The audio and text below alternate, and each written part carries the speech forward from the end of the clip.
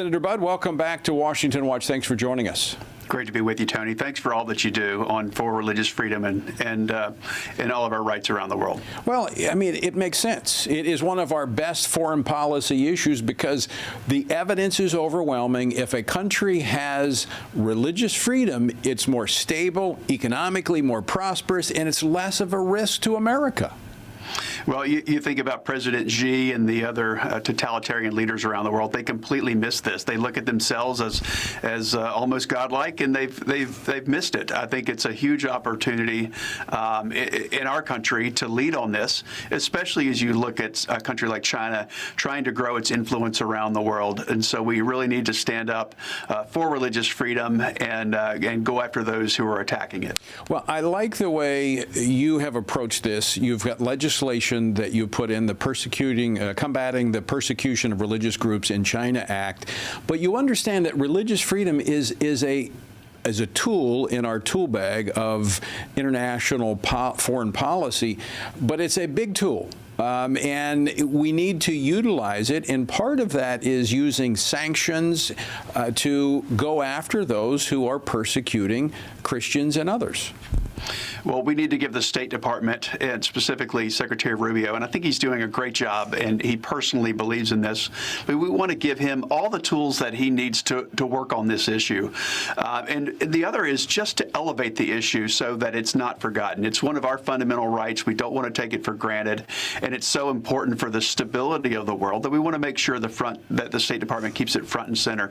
When we're going into trade negotiations like with China right now, we need to make sure that this is part of the conversation. Well, let's talk about that, Senator Budd, because the president's in Asia. He's having these conversations right now. Are you confident that that's a part of the conversation? I'm confident that we're going to elevate it so that it does become part of the conversation. But if you look at what China's done in the last 6-7 years, it's actually one of the worst crackdowns in recent days that they've done since 2018. So they definitely need to be called on the carpet for this, and it needs to be part of the broader context when they want to trade and sell their goods in the U.S. You know, it seems to be a pattern, though, that as they approach these meetings with the U.S., there's usually a crackdown of sorts that comes prior to those meetings. I don't know if it's, subconscious or what, but this seems to be deeply rooted in the leadership of the Communist Party there in China.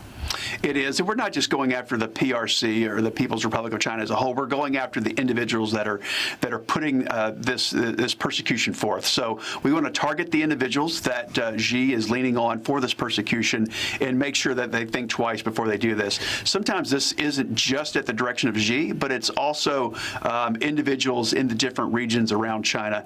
But you're seeing folks locked down, and they have 5 authorized religions. And if you step outside of those, or you have your own personal faith, then you're very likely to be persecuted. It's just, we can't have this.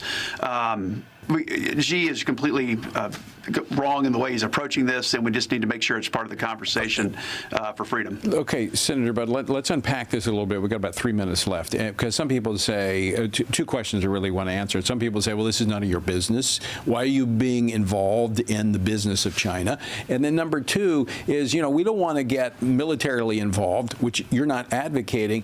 No. Explain what these sanctions are and how they work. This increases the tool bag. You did mention that earlier. So I would say this gives Rubio all the tools that he needs. First of all, it elevates it. It gives him the tools that he needs so that you can target individuals. If this is banking, if this is travel related, it's a whole swath of tools that the State Department can use. But first of all, they have to remember that they have the toolbox and that they actually go into those to go after these individuals and make them think twice before they target individuals like they've recently done.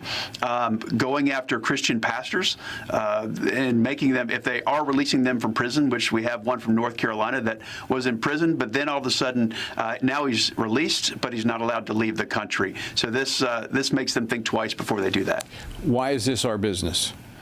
because if they want to trade with our country, if they want to be an influencer for the world, like they're trying to do, like President Xi wants. I mean, that's his design, is to end U.S. hegemony, which has created so much health and prosperity and stability for the world. But he wants to replace that. That leads to persecution. It leads to oppression. It leads to instability around the world.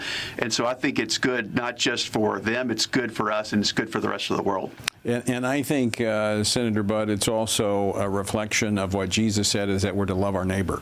Let's not forget that. Let's keep that front and center. Right. And whether they're next door or they're around the world, others that are being persecuted for exercising this fundamental human right need and deserve to have us speaking up on their behalf. Senator, we have about a minute left. I know a lot of folks interested in what's happening with the government shutdown. Are you seeing any movement among your Democratic colleagues? I am seeing some conversations. You're seeing the unions, which are typically Democrat-supported, saying, hey, let's end this shutdown. You're seeing so many people that are getting hurt. You're starting to see increasing delays in air traffic.